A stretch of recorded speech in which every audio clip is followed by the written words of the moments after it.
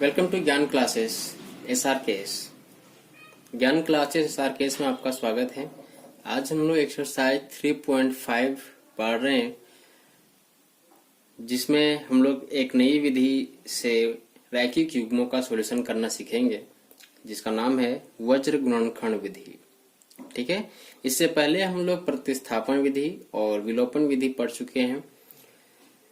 वज्र गुणनखंड विधि क्या कहता है वो देखिए। ये दो रैखिक समीकरण है, ठीक है, एक रैखिक समीकरण युग्म है जहां पे a1x b1y plus c1 equals to 0, a2x plus b2y plus c2 equals to 0।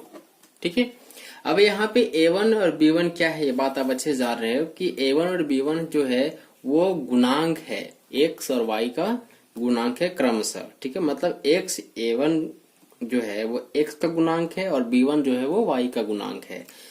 यहीं फिर x का गुणांक a2 है और y का गुणांक b2 है। और जो c1 और c2 जो है, ये c1 c2 स्थिरांक है, कांस्टेंट पद है। ठीक है, अब देखिए कि यहीं पे आपको समझना है वज्र गुणनखंड विधि से सॉल्यूशन के लिए हम लोग सबसे पहले एक चार्ट बनाएंगे x, y और 1। ठीक है, जब x का सॉल्यूशन करेंगे, ठीक है, जब x का सॉल्यूशन करेंगे तो ये ढक दीजिए। अब बाकी क्या कोफिशिएंट बच रहा है आपका, b1 और c2, b2 और c1। ठीक है, केवल गुणांक का बात होगा, जिसका निकालेंगे उसको ढक देना है। बाकी क्या बचा, b1 c2, b2 c1।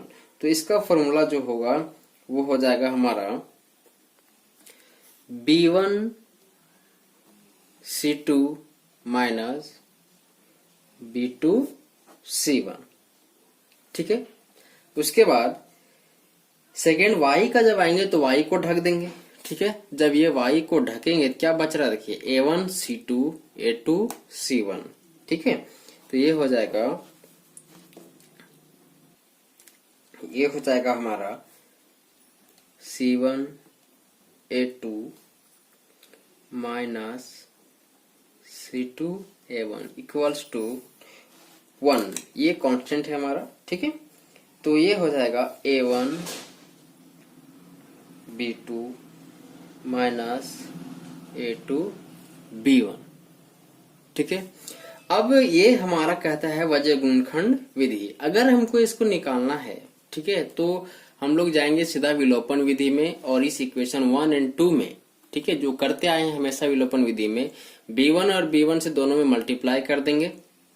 ठीक है, जब ऐसा आप करोगे तो यहां से कैंसल हो जाएगा।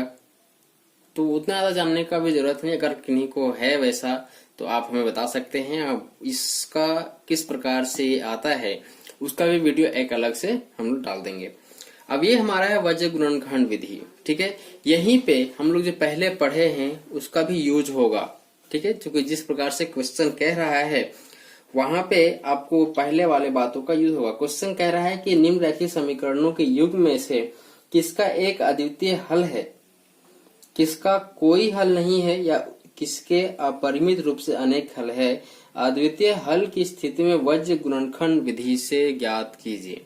ठीक है, मतलब हम लोग का जो कंडीशन था कि a1 by a2 is not equal to b1 by b2, एक ये था। सेकेंड वन था कि a1 by a2 equal to b1 by b2 is not equal to c1 by c2। And जो थर्ड वन था हमारा कि ये तीनों क्या होगा, इक्वल होगा, मतलब a1 by a2 equal to b1 by b2 equal to c1 by c2। ठीक है, ये बात हम 3.2 में पहले भी कर चुके हैं, आप लोगों को बता चुके हैं कि जब a1 by a2 is not equal to b1 by b2 तो ये अद्वितीय हल होता है। क्या होता है ये, केवल एक हल बोलिए या फिर अद्वितीय हल होता है। जब a1 by a2 b1 by b2 is not equal to c1 by c2 तो इसका कोई हल नहीं होता है। ठीक है, और इसके अपरिमित रूप से अनेक हल होते हैं। जब तीनों बराबर होगा, ध्यान में रखिए कि जब तीनों चीज जो तीनों हमारा फ्रैक्शन है वो बराबर होगा, तो उस समय अपरिमित रूप से अनेक हल। ठीक है, आप याद कीजिए कि इस प्रकार से हमने आपको पढ़ाया था, ये पूरा टेबल चार्ट बना करके, जहाँ पे देखिए ये 1 2 3 और ये बीजगणितीय निरूपण में हम लोगों को ये वाला भी यूज कर रहा है। क्वेश्चन के हिसाब से जो बोल रहा है कि जिसका अद्वितीय हल होगा, मतलब अद्वितीय हल की स्थिति में मतलब पहले चेक करना होगा कि क्या ये आ रहा है या नहीं। अगर ऐसा आता है तो सॉल्व होगा, तब वज्र गुणनखंड विधि से हम लोग इसको निकालेंगे। तो चलिए अब क्वेश्चन पे आते हैं। तो ये है हमारा क्वेश्चन जो बोल रहा है कि निम्न रैखिक समीकरणों में से किसका एक अद्वितीय हल है, किसका कोई हल नहीं है, या किसके अपरिमित रूप से अनेक हल हैं। यहाँ पे हमने 3 क्वेश्चन लिया है, तीनों को अलग अलग सॉल्व करेंगे। देखते हैं कि किसका हल होता है और किसको वज्र गुणनखंड विधि से सॉल्व करना है। साथ ही साथ यहाँ पे ध्यान रहे कि क्वेश्चन कह रहा है कि अद्वितीय हल की स्थिति में, ठीक है, कहता है कि अद्वितीय हल की स्थिति में, ठीक है, वज्र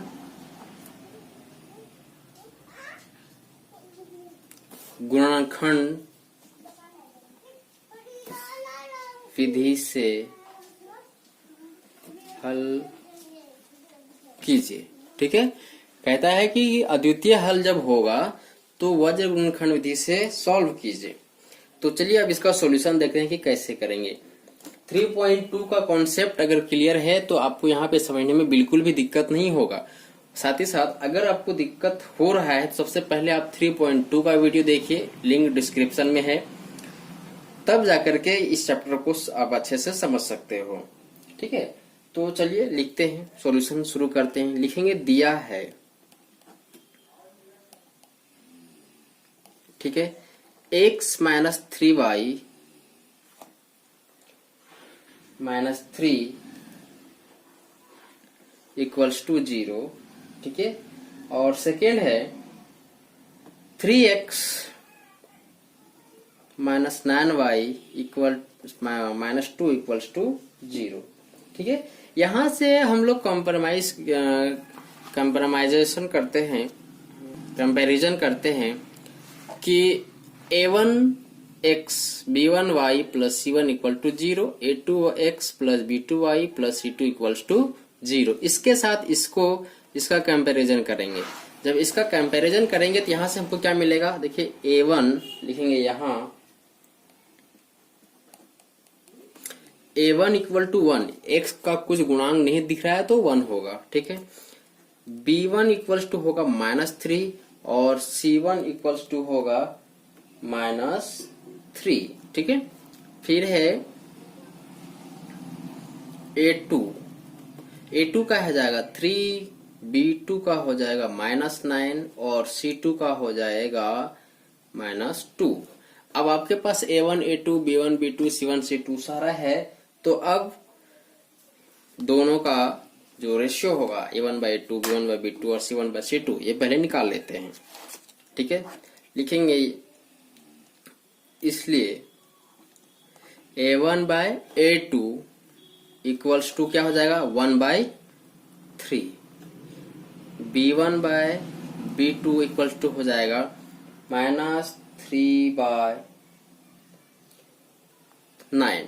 ठीक है, माइनस 9 ये कटेगा तो आ जाएगा 1/3 और c1/c2 हो जाएगा 3/2।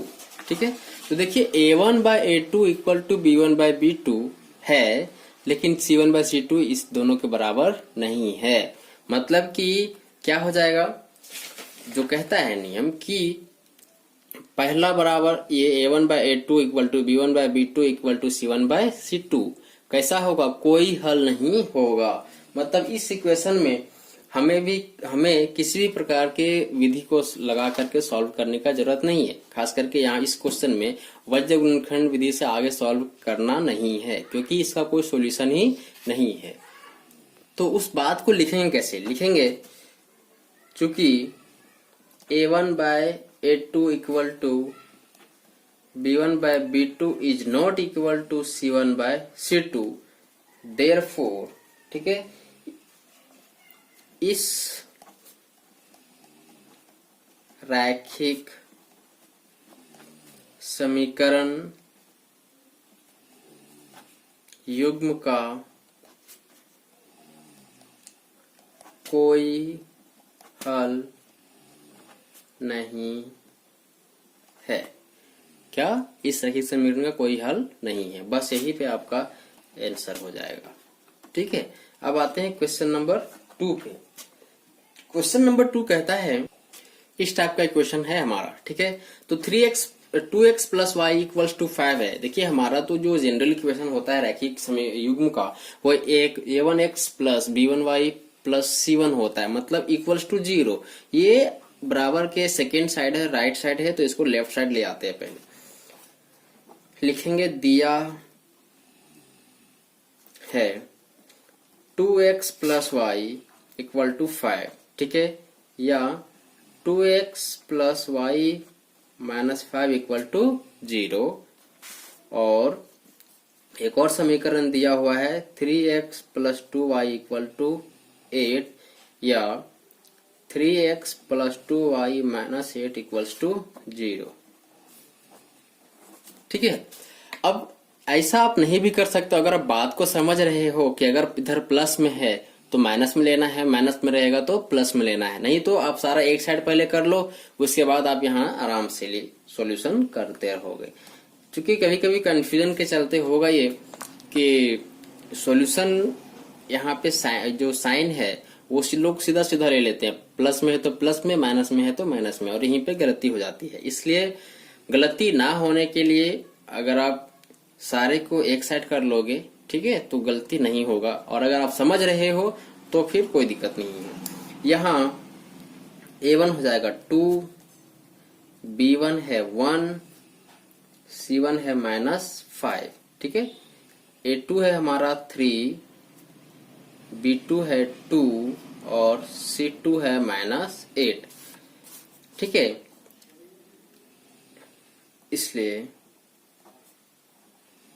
a1 बाय a2 क्या हो जाएगा हमारा 2/3, है ना। b1 बाय b2 हो जाएगा 1/2, और c1 बाय c2 हो जाएगा -5/8 है, तो ये माइनस माइनस कट जाएगा 5/8 यहाँ पे।